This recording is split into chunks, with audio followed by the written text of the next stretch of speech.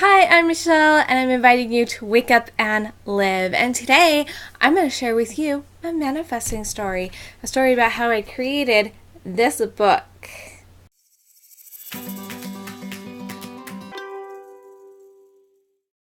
So, this is a book that I wrote like 3.5 years ago.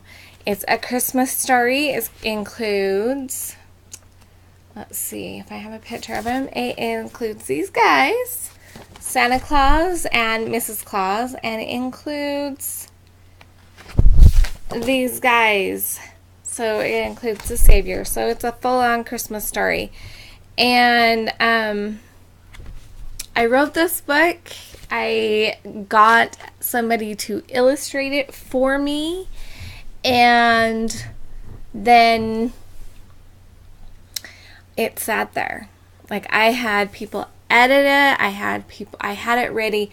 All I needed to do was either choose to publish it myself or choose to send it to a publisher, and I let myself get super stuck. And so it just sat there, and it sat there for 3 years.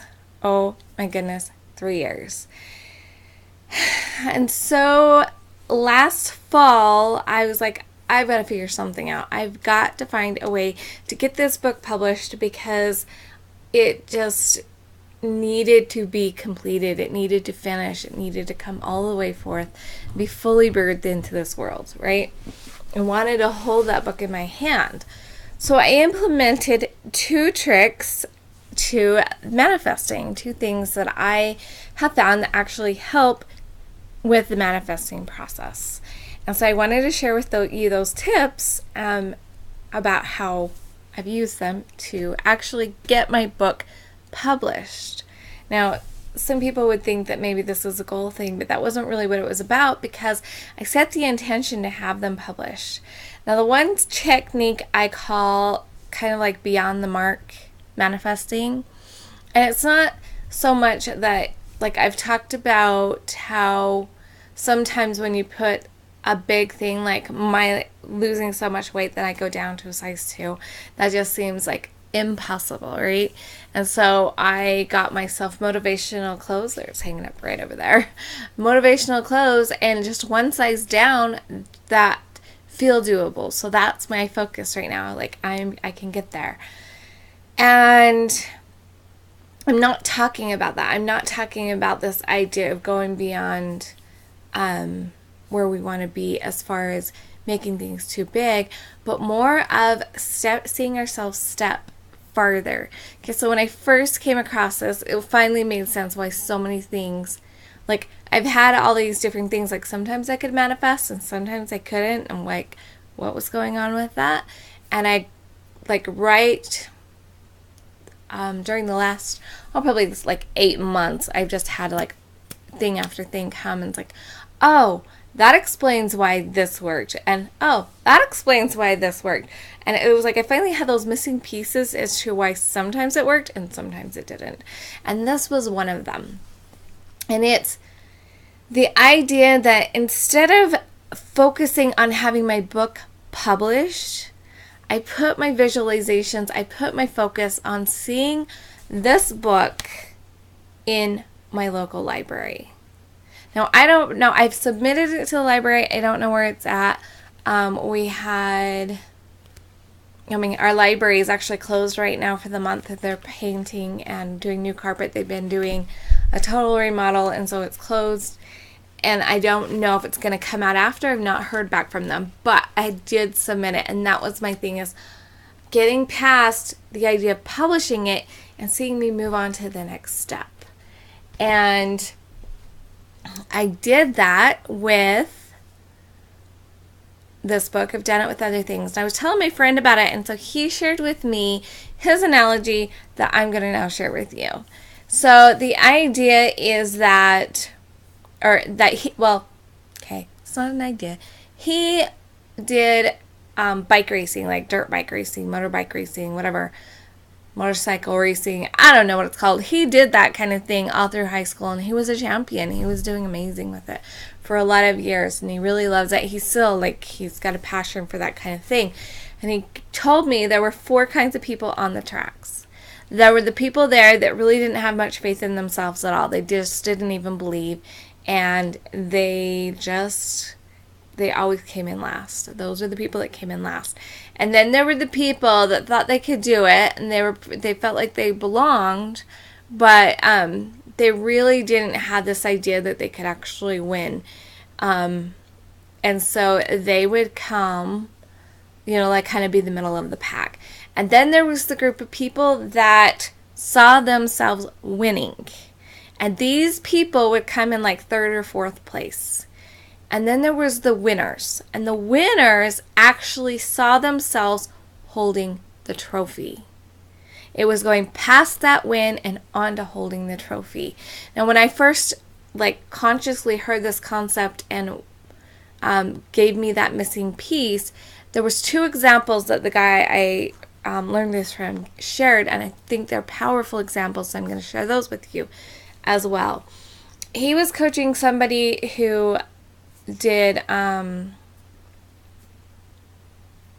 kind of medalist. He was like some kind of gold medalist. And so they had been visualizing themselves standing on the dais with, getting the gold medal. And that's what they were visualizing. And they weren't getting there. They weren't getting the success that they needed. And he told them, he's like, here's what you've got to do. You've got to see yourself stepping off of the dais. You've got to see yourself moving on. Because when you do that, then you've gone past it and the energy is like, oh, we got to make that happen. And so it makes it happen.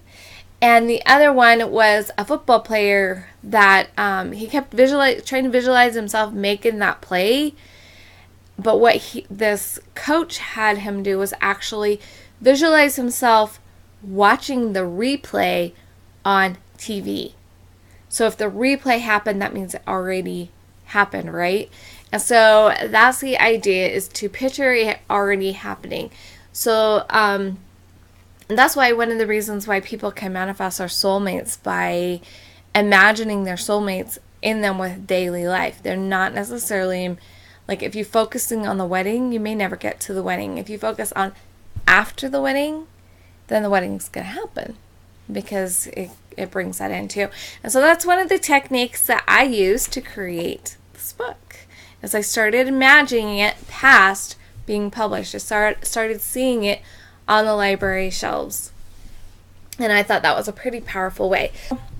I was looking up on my phone. I was hoping that I had the my app.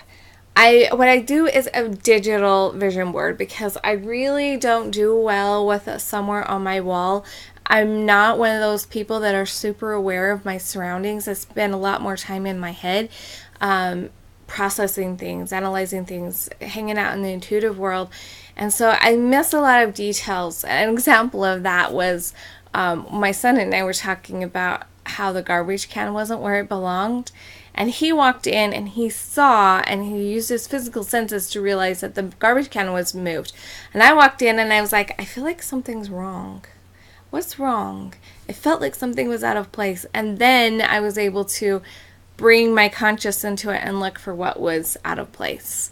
And so he came in with his physical senses to see it, and I came in and I sensed things were off, and then brought in my physical. And so that's kind of how my brain processes, and therefore it makes it really kind of a challenge to use a vision board unless I have some kind of a timer that reminds me to look at the vision board and spend time with it. So it's kind of hard for me to use a vision board the way that most people do. However, I did find that if I made it my screensaver, whether it be like my login on my phone, which right now I have an affirmation as my login thing, but I have a rotating background app. I made sure I found one that didn't eat my battery. And I have my vision board as my background because then I will actually see it because I spend way too much time on my phone, right? And so this one is my affirmation for the book. I wrote a book and I'm in the revision of it. I've shared it with some people and I realized that I don't feel confident enough to put it on Amazon yet. So it's my So it needs revision. That's what it is. Okay, so anyway, it says, have you read this book? It's available on Amazon. And so this is something that I look at every once in a while and think, oh yeah, I'm focusing on that. So as it comes up, I can imagine seeing it. It was easier with this one because I was imagining a physical book. So I think I need to come up with a visualization for that one of actually holding the physical book in my hand, because I do want a physical book. Whether it be holding it in my hand or maybe giving it to somebody, something that will get me past publication. So that's the other thing that I used to get this published, is because I imagined seeing it on a shelf. This one, and I had a similar kind of thing. It's like, have you read this book? It's available at my local library. That was my thing that was on there. And so every time that came up and I saw it in my face, I was like, oh yeah, I can take a second and visualize seeing that at my local library. And so that's what I did to help me get this through. And then as I did that, just I dealt with everything that would come up, because if you have anything in the way, it will come up. And so I was able to become aligned and to become one with it actually being in the library, or at least published. We'll see if it's in the library. I really would like to know what's up with that. Anyway, so that's my tip for you. I will put the link to the Amazon page for this, so that if you're interested, there's a hardbound, there's a softbound, and there's an ebook. And so if you're interested in this, you can go check it out. But that's not my intention with the video. I was just wanting to share with you one of my success stories with manifesting, by setting an intention and having some tools to help keep that vision alive and stepping past the, like, actually what I want, taking it a step further. I've coached one of my clients that if you want to be a diamond in this company, don't go for the diamond, go for the step beyond the diamond. What's the second step? A double diamond. Okay, so that's where you're going to put your focus on. Go for the double diamond, and the diamond happens. And so that's kind of some of the things is, go beyond the mark. Do your visualization, seeing yourself beyond that, seeing yourself carrying in the groceries into the house that you want, instead of, signing the check or signing the paperwork. See yourself moving in, or see yourself living there.